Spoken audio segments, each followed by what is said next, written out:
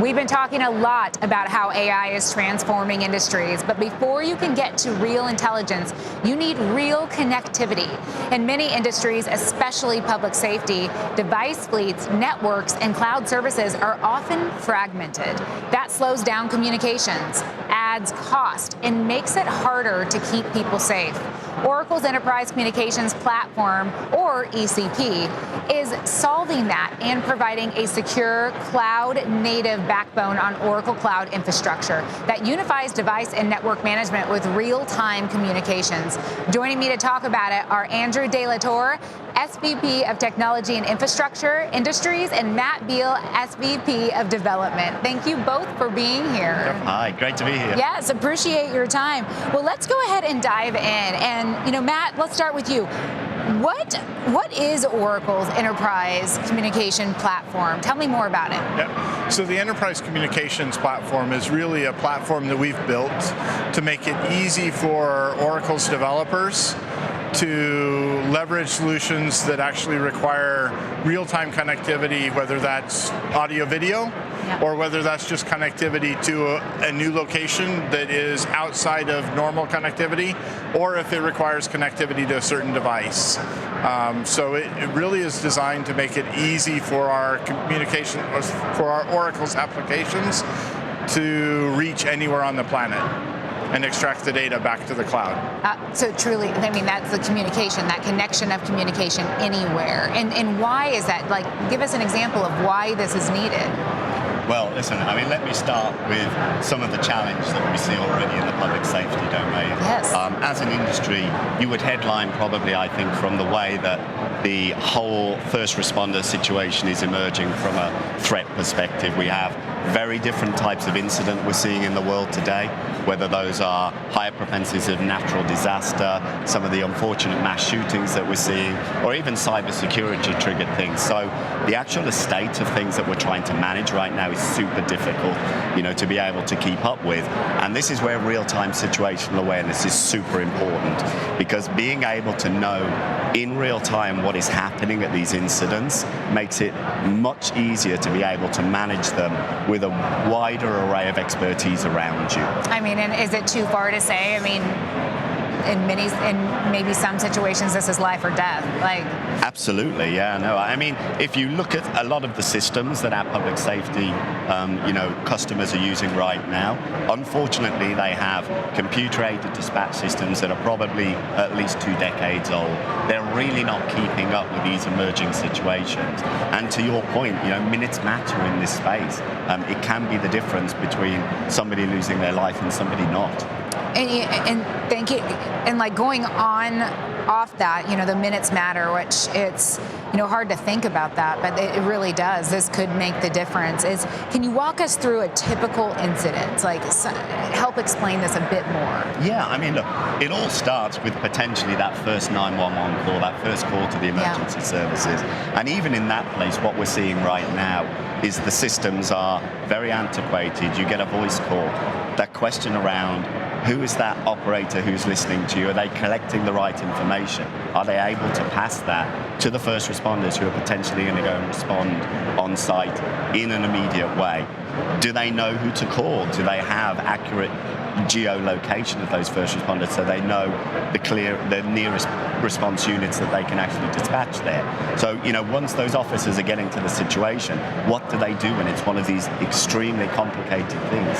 If it is one of another of these unfortunate events like the shootings that we're seeing in the schools and the educational facilities, these are hugely complicated to do an assessment of what is going on, how many people are in there, what is the status of the threat actors themselves. So getting all of this information is key to be able to manage the situation. Absolutely. And so can then go a step further about resilient communications. Yeah. Well, it has to be always on, right? Absolutely. You cannot, in the middle of an incident like this, lose a connection. And so this is why the platform that we've been building is able to offer all of these different choices in terms of what we've done. And Matt, maybe you want to add on that. So we offer solutions that connect via cellular networks, satellite networks, however you need to, but they're consistently always on. So if for some reason as an example, your pursuit has taken you outside of the reach of the cellular network, you still have the satellite network to catch you and carry you through the completion of that event. And being able to get all of that information, but most importantly, to communicate to the officer in the field is critical to getting the right outcome. Yeah, I mean, when I'm thinking about this, you're working with the first responders. We talk about the minutes that you might have. I mean, what are the measurable improvements that you can see from this? I mean, I think it's kind of obvious, from just that key of communications, but share more there. Yeah. Well, one of the easiest ones is just to think about how they how they use the time. Yeah. So traditionally, body cams, you strap it on at the beginning of the day, which means you go to the station and you pick it up. And you said body cams, yeah. Body cam, yeah. And then you wear it through the day. You then hand it in to get recharged, but also so that all the evidence can be taken off the body cam. With our solution, we actually stream off immediately after the event or during the event, so that now you can actually take it home, you charge it because it's already streamed all the evidence and it's already been processed immediately after the event. So a general officer is going to save over an hour and a half a day just because we're real-time connected and always connected. Right. Yeah. But even more importantly, they actually have that data in the evidence office immediately. So if it's a critical event, it's processing from the moment it happens, not wait till the end of the day and then go find that evidence as it's That's such a game changer. I mean, that's, again, going back to that minutes, Absolutely. I mean, it's getting it right away to know what's next in that. Yeah, if you think about how that changes true public response on big events, we all want to know what happened. It gives everyone in the office immediate understanding of so what actually happened, because they can see it right either as it's happening or immediately after it's happening, and then they can act while everything is still very real. The extension of that, which actually tells you this isn't just about the incident itself, is one of the core problems that you see in public safety right now is when you admit suspects into jail, there's an extremely high release rate in the 24 to 48 hours following that.